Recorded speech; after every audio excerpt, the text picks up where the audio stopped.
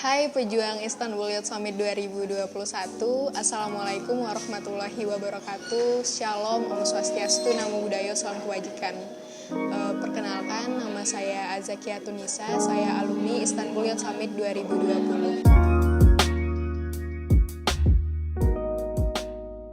By the way guys, jadi beberapa hari yang lalu aku sempat bikin instastory gitu di Instagram tentang karena banyaknya DM dan juga kayak pertanyaan-pertanyaannya mirip tentang Istanbul Youth Summit 2021 dan juga banyak bertanya tentang pengalaman aku, dan akhirnya aku memilih untuk membuat video ini.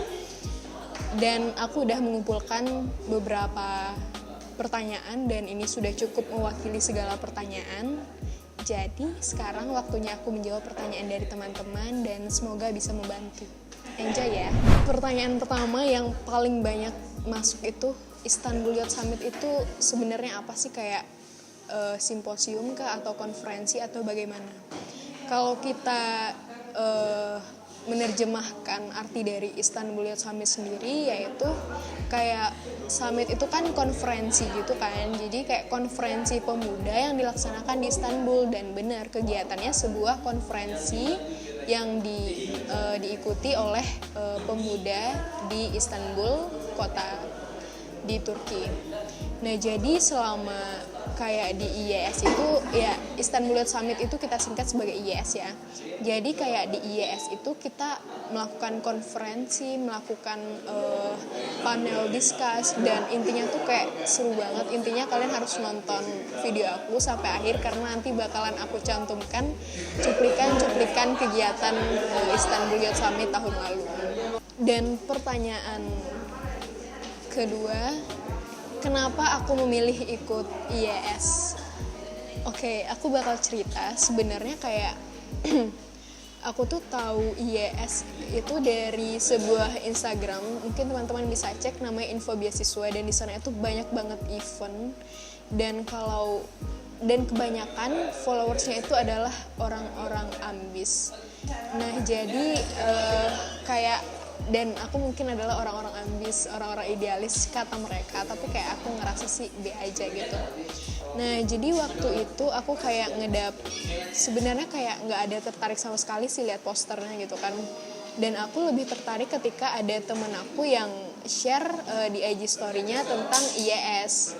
Dan itu temen aku di parlemen remaja. Jadi kayak aku tertarik, terus aku tanya, kamu ikut atau menjadi peserta tahun ini? Ternyata dia udah alumni tahun lalu.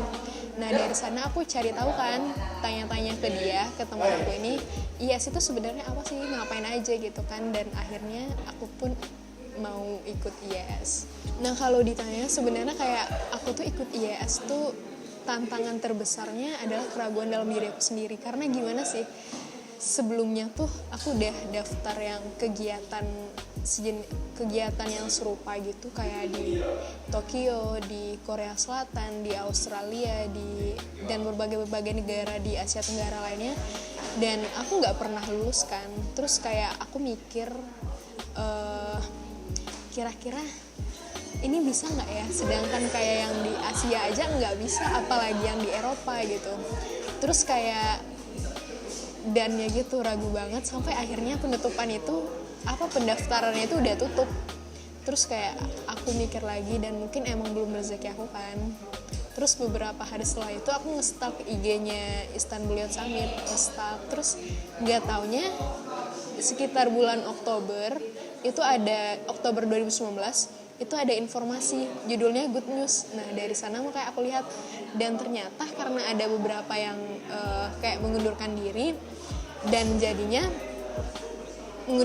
jadi mereka buka kayak pendaftaran, dan tapi tidak ada kesempatan untuk mendapatkan full funded. Nah, dari sanalah akhirnya aku berpikir ulang, terus minta tanya-tanya sama orang terdekat aku, dan akhirnya aku ikut. Dan beberapa minggu setelah itu aku dapat email dari IYS bahwasannya aku bisa mengikuti Istanbul Youth Summit 2020. Dan itu kayak so excited banget guys. Dan langsung aku kabarin temen aku ini yang namanya Arif, orang Jawa Barat. Terus aku kabarin orang tua aku karena aku nggak dapat kesempatan untuk dapat fully funded dan pasti biayanya kayak gede banget kan.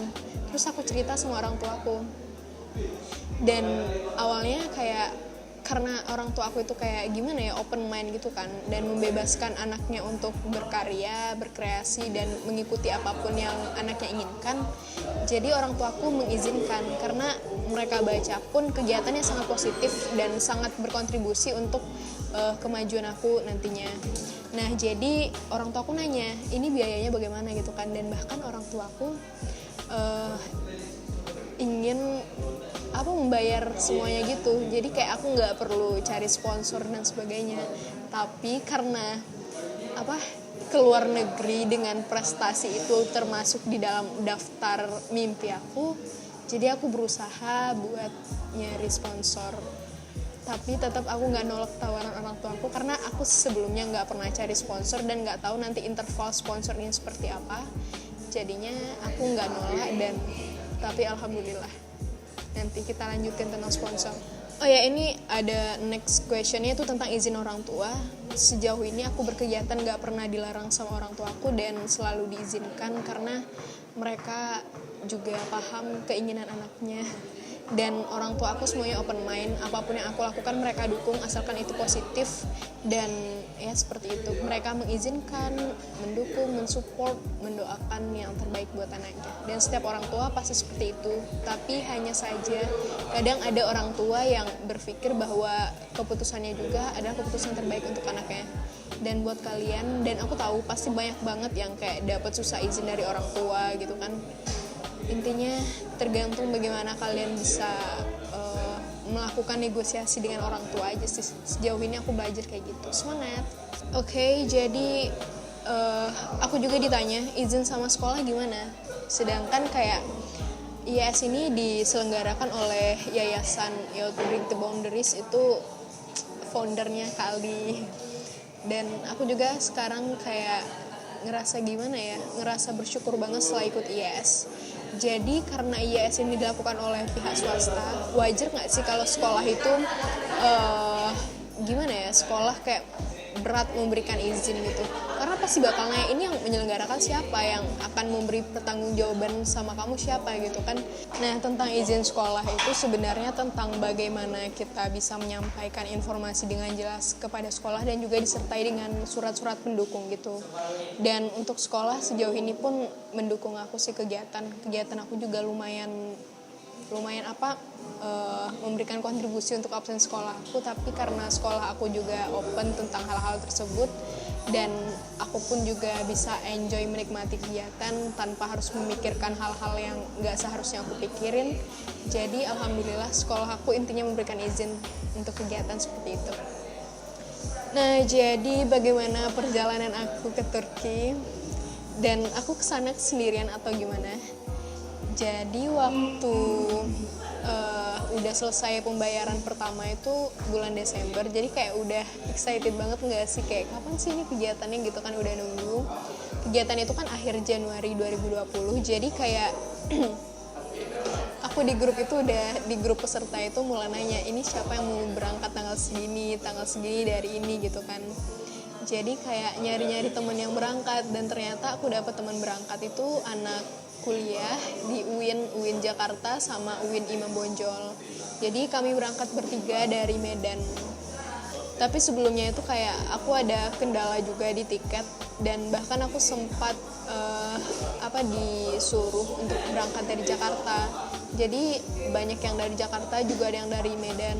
Tapi karena alhamdulillah rezeki akunya di Medan, jadi aku berangkatnya dari Medan.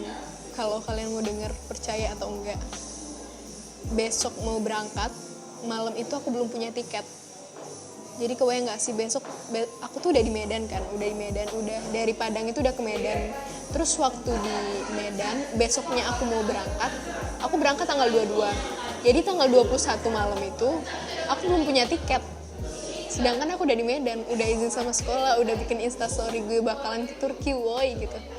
Terus kayak aku hari itu kayak ngedown banget, gimana sih ini, karena aku mesan tiketnya kan sama orang tour. Jadi kayak pernah gak sih ngerasa kita ditipu atau gimana gitu kan. Jadi kayak pikiran yang negatif itu lebih banyak daripada pikiran positif gitu kan. Terus kayak aku berusaha untuk menenangkan diri aku gimana ya, cerita sama temen aku yang di Medan. Terus akhirnya jam malam gitu dikabarin tiket aku keluar, dan kayak why Medan, Malaysia, Istanbul, kayak oh my god, itu benar-benar hal yang gak pernah aku sangka. Sampai detik ini pun akhirnya list dream aku tercoret guys. Mimpi aku untuk keluar negeri karena prestasi, juga mimpi aku untuk menikmati salju, mimpi aku untuk keluar negeri sendiri, dan akhirnya tercapai. Mimpi aku untuk membawa nama Indonesia ke kancah internasional itu akhirnya tersampaikan, alhamdulillah. Oh ya, waktu di Turki aku flight dari Medan, terus ke Kuala Lumpur, habis itu ke Dubai, transit lagi. Kalau dari Medan ke Kuala Lumpur pesawatnya Malaysia Airlines, habis itu dari Kuala Lumpur ke Dubai aku pakai Emirates, habis itu dari Dubai ke Istanbulnya aku juga pakai Emirates. Jadi aku transit itu lumayan ya, dari di Malaysia, di Dubai juga, habis itu baru sampai di Istanbul. Aku berangkat 22 sore dan sampainya 23 malam maghrib itu deh nyampe di Turki. Dan perjalanan aku akhirnya kayak gimana, itu penerbangan aku yang paling jauh ke Eropa guys, kayak akhirnya gitu. Dan sampai detik itu pun aku di pesawat kayak masih nggak nyangka ini beneran nggak sih gue di sini gitu kadang. Dan memang lebih baik adalah bersyukur, jadi jalani aja. Nah, kegiatannya itu berapa lama? Jadi untuk kegiatan Istanbul Summit itu dari tanggal 27 sampai tanggal 30 Januari 2020, jadi sekitar 4 hari. Tapi aku di Turki itu 2 minggu guys. Masa ya ke Turki cuma untuk kegiatan doang tanpa jalan-jalan kan. Jadi aku full itu aku izin sekolah itu tanggal 19 Januari sampai tanggal 8 Februari deh kalau nggak salah. Intinya lama banget dan nggak apa-apa sih. Karena aku juga di Turki nggak cuma main-main doang, karena bakal banyak hal-hal yang membawa perubahan dalam diri aku sendiri. Perjuangan aku yang paling berat itu adalah menaklukkan keraguan diri aku sendiri. Karena sampai aku mendaftar itu aku masih dengan ragu kemampuan aku, dan itu adalah hal-hal yang sangat tidak baik ketika kalian ingin mendaftar. Karena yang paling baik itu adalah positive thinking, dan kita berpikir bahwa kita harus bisa. Tapi aku sama sekali gak mikir itu. Bahkan aku cuma mikir, bisa gak sih gue, masih anak SMA lagi, bersaing sama anak IPB, UI. Kayak, oh my god, ini tuh gimana ya. Ya mungkin kalian juga pernah ngerasain kan, yang insecure sama kemampuan sendiri. Terus sampai akhirnya kayak, kalau ditanya iseng apa enggak, gue nggak iseng sih, kayak emang bener-bener niat ikut terus. Dan akhirnya rezeki dan kesempatan itu berlabuh, akhirnya tercapai. Kalau untuk perjuangan nggak terlalu sih, karena aku juga menikmatinya, jadi aku nggak merasa sekali perjuangan. Dan emang perjuangan aku itu di menaklukkan keraguan diri sendiri. Pernah mikir sampai di titik ini nggak sama sekali. Bahkan kayak akhirnya aku main salju, akhirnya aku di Istanbul Turki itu aku nggak pernah sama sekali nyangka. Dan bahkan dulu teman-teman aku umroh kan selalu bonusnya jalan-jalan ke sana tuh. Terus kalau lihat instastorynya kayak wah pengen ya ke sana gitu, tapi nggak tahu sih kapan, mungkin nanti kalau udah kerja. Aku mikirnya gitu sih. Tapi ternyata Tuhan memang sangat luar biasa merencanakan perjalanan untuk kita, dan akhirnya Tuhan memberikan aku kesempatan ke Turki itu sebelum umur aku 17 tahun. Jadi aku di imigrasi negara itu kayak ribet banget. Waktu aku keluar dari Indonesia itu lama, sekitar setengah jam doang sih buat aku, sedangkan yang lainnya itu cuma kayak ngasih cap terus udah lepas. Sedangkan kayak aku banyak nanyanya, banyak kayak ya gitulah, paham kan, anak di bawah umur tanpa orang tua keluar negeri, dan kegiatannya pun diadakan oleh swasta, jadi lebih kurang di imigrasi sih aku, banyak kendalanya juga. Tapi alhamdulillah, pengalaman yang paling menegangkan selama di IAS apa ya, pengalaman menegangkan nggak ada yang menegangkan sih menurut aku, karena aku menikmatinya, jadi nggak ada yang tegang-tegang. Dan aku yang nggak pernah mikir seorang Aza yang bocah SMA dan berkelompok dengan orang-orang yang kuliah, kakak-kakak yang kuliah, abang-abang yang kuliah, bisa menjadi perwakilan kelompok untuk yang menjadi pemberi penjelasan gitu pas aku presentasinya. Dan itu kayak gue ngomong di kelas internasional guys, dan itu kayak mimpi gue terwujud saat gue punya target itu nggak harus di umur yang segini, bahkan Tuhan ngasihnya terlalu cepat bagi gue gitu. Intinya sampai sekarang masih belum nyangka. Dan gue itu peserta paling muda guys, paling muda. Kebayang nggak sih anak SMA, terus anak SMA kayak jadi peserta internasional, dan itu gue paling muda guys, paling muda. Dan teman-teman gue juga ada, tapi kayak yang ya gitu, mungkin cuma kayak jadi peserta aja, ya paham kan. Kalau gue tuh emang kayak nggak mau yang kegiatan cuma kayak jadi peserta, jadi penonton. Emang harus punya kontribusi di sana, bisa kayak bener-bener ngerasain oh gue bener-bener ada di kegiatan itu gitu. Karena kalau kita cuma jadi penonton, kayak gimana ya, di waktu lain juga kita akan merasakan itu gitu. Jadi coba untuk menantang diri kita untuk seperti gue jadi pembicara di internasional tuh kayak wah banget woy. Dan tau nggak sih, kayak tempat gue presentasi itu lampu sorotnya cuma ke gue. Nanti ada cuplikannya gimana gue intinya kayak seru banget. Terus nah ini banyak banget sih pertanyaannya. Waktu itu aku udah lancar bahasa Inggris apa belum? Dan gimana sih cara aku komunikasi di acara internasional seperti itu? Dan aku jujur, sampai detik ini pun seorang Aza gak pernah lancar ngomong bahasa Inggris.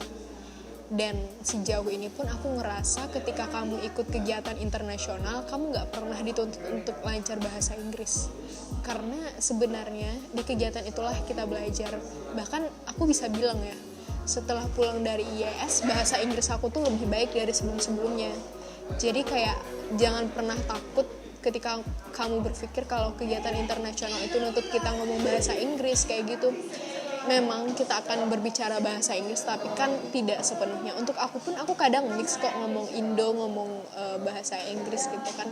Dan mereka pun paham gitu. Jadi intinya di kegiatan internasional itu kita lebih banyak sama-sama belajar. Tapi ya mungkin kita emang perlu tahu dasar aja sih. Ibaratnya kalau di dalam perjalanan, kalian tuh gak akan nyasar gitu.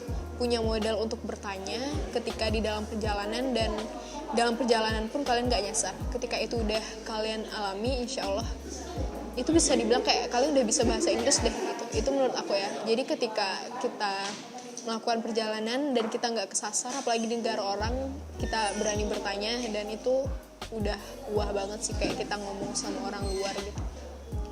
Persiapan yang perlu kita siapkan, pertama itu mental, jangan lagi insecure, karena aku juga pas itu insecure banget.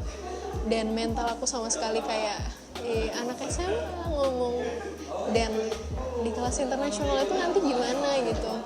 Tapi karena aku punya tekad, aku punya mimpi, dan akhirnya aku dengan kata orang, dengan sikap idealisme aku, akhirnya aku berusaha.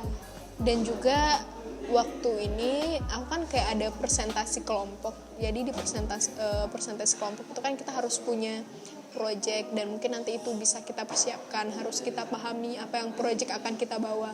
Dan untuk tahun ini kan ada beberapa subtemanya, sedangkan tahun lalu itu nggak ada. Jadi ya begitu guys. Intinya kalian harus udah punya garis besar project apa yang akan teman-teman laksanakan dan teman-teman presentasikan nanti. Nah ini, apakah harus bisa menguasai bahasa Turki? Oh tidak, karena benar sih, kebanyakan di Turki itu masih menggunakan bahasa Turki mereka, bukan bahasa Inggris.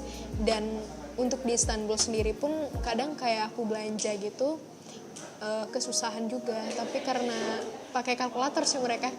Kan aku nanya ini harganya berapa Pak, pakai bahasa Inggris kan gitu. Terus mereka cuma ngasih kalkulator gitu aja angkanya, dan kita juga harus paham sih, intinya kayak harus banget bahasa Turki enggak. Dan jadi di IAS itu kan kayak ada volunteernya gitu kan di teman-teman dari Turki. Jadi aku punya teman dekat tuh di volunteernya gitu, teman-teman yang dari Turki. Dan aku komunikasi sama temen aku itu pakai Google Translate. Jadi kebayang gak sih? Dia nggak bisa bahasa Inggris kan, dan sedangkan aku nggak bisa bahasa Turki. Jadi untuk harus tetap komunikasi ya, kadang aku chat sama dia itu pakai Google Translate gitu, paham kan? Trik biar bisa lulus percaya diri sih sejauh ini, kayak karena aku ngerasa kayak perjuangan aku yang paling berat itu perjuangan untuk mempercayakan diri aku, menghilangkan keraguan dalam diri aku sendiri. Semangat teman-teman.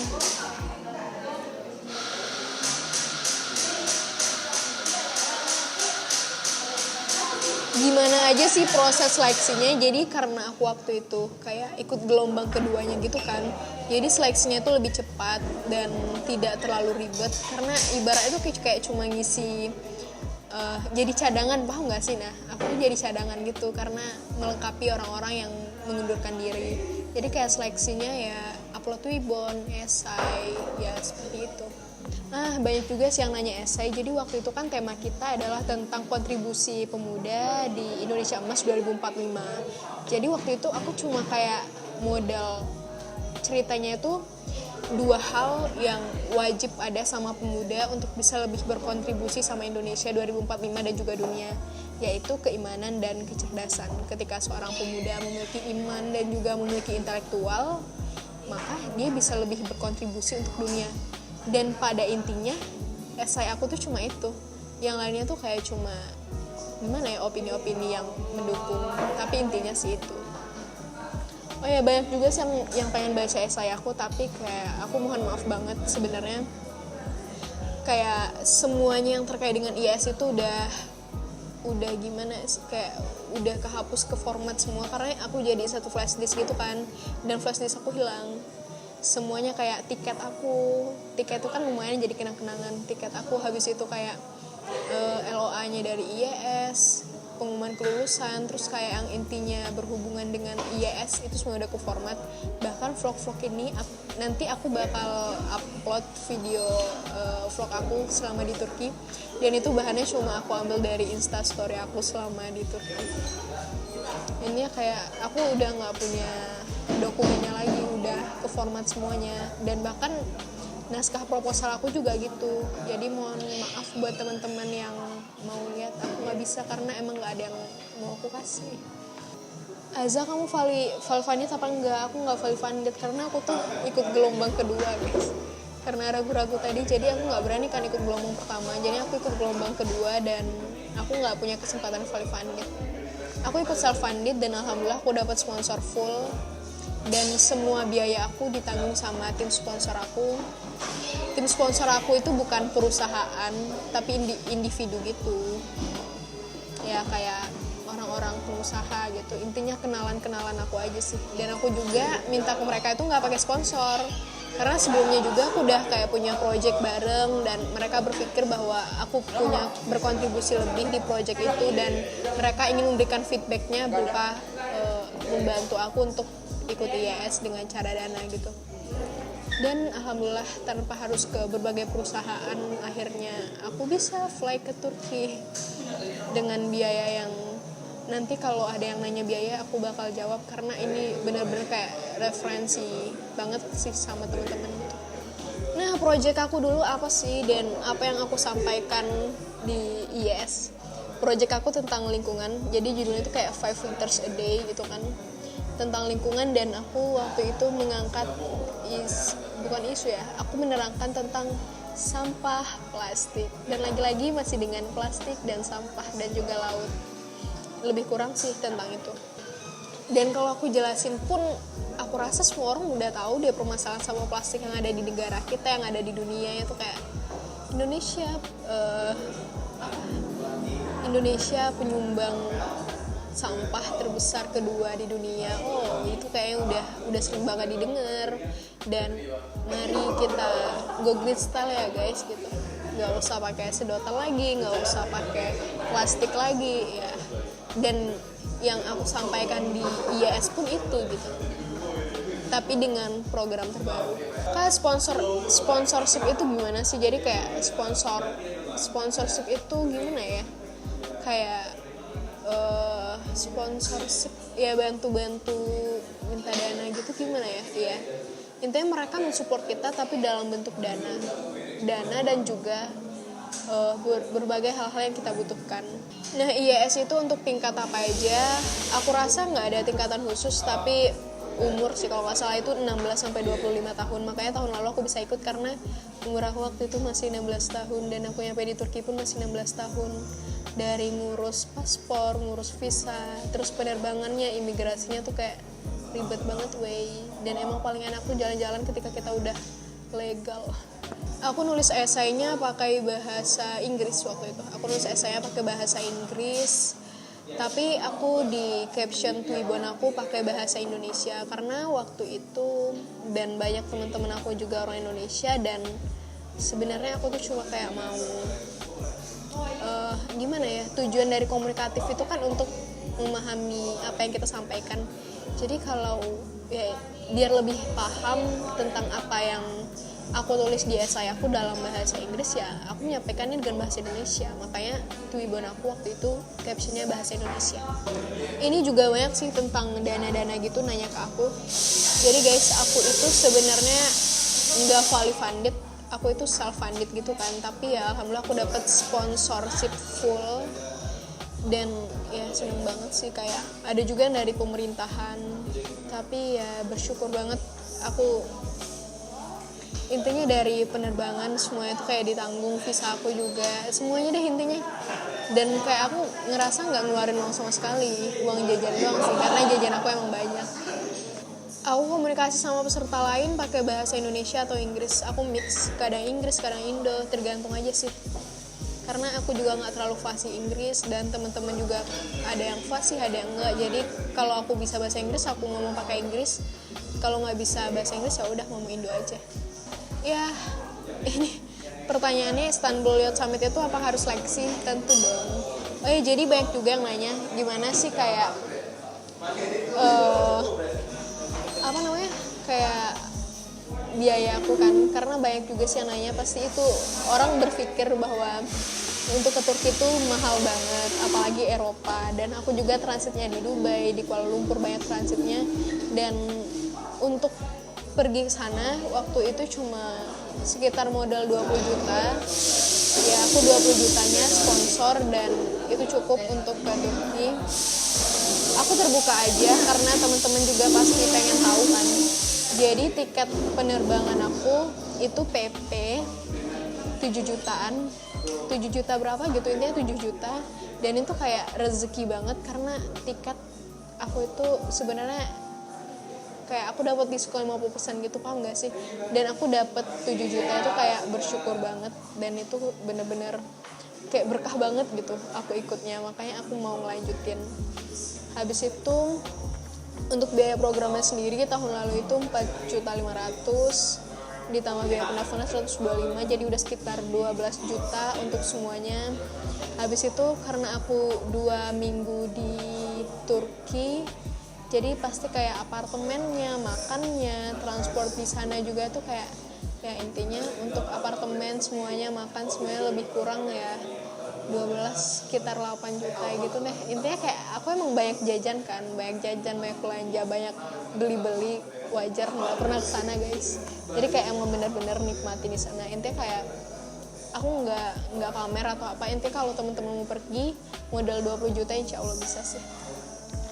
Nah ini juga semuanya udah menjawab pertanyaan dari teman-teman lebih kurangnya, dan aku rasa juga udah cukup. Dan terima kasih buat teman-teman yang udah nonton, buat seluruh pejuang Istanbul Youth Summit 2021. Semoga rezeki dan kesempatan tahun ini itu berada di pundak teman-teman, dan semoga teman-teman bisa ke Istanbul, menikmati salju, ke Hagia Sophia, ke sholat di Blue Mosque, pergi tur ke Istanbul University. By the way, aku dulu mikirnya nggak pernah mau kuliah di luar negeri kecuali S2 atau S3.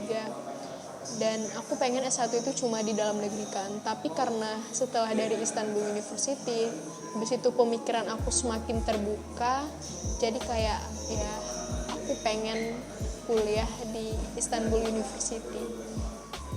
Terus dari Istanbul Youth Summit ini tuh kayak aku bener-bener, sebenarnya aku tuh megang sebuah kalimat gitu di postingannya IYS, kayak anak muda itu harus investasi, tapi nggak harus investasi saham, emas, karena itu belum mampu kan kalau masih muda kayak gini. Jadi investasi terbesar itu adalah pengalaman, jaringan, ilmu, dan semua investasi itu emang aku dapatkan di Istanbul Youth Summit. Dan ada sebuah pelajaran penting yang aku dapatkan di IYS, selain aku bisa berinvestasi pengalaman, berinvestasi pengetahuan, berinvestasi jaringan pertemanan. Karena waktu di IYS itu aku bertemu dengan mahasiswa Mesir, mahasiswa Maroko, mahasiswa Malaysia, dan mahasiswa dari berbagai negara. Dan dulu sebelum ikut IYS ini, aku kayak mikirnya tuh aku harus mencapai event-event lain. Aku harus bisa ke Jepang untuk event ini, aku harus bisa ke Amerika untuk event ini. Dan intinya tuh aku ambis banget sama event, sampai akhirnya setelah IYS, setelah aku presentasi project, setelah aku selesai IYS bertemu orang-orang yang luar biasa, aku mikir kalau sekarang itu bukan tentang kita yang mengejar hal-hal kayak gitu, tapi tentang kita yang menciptakan hal-hal tersebut.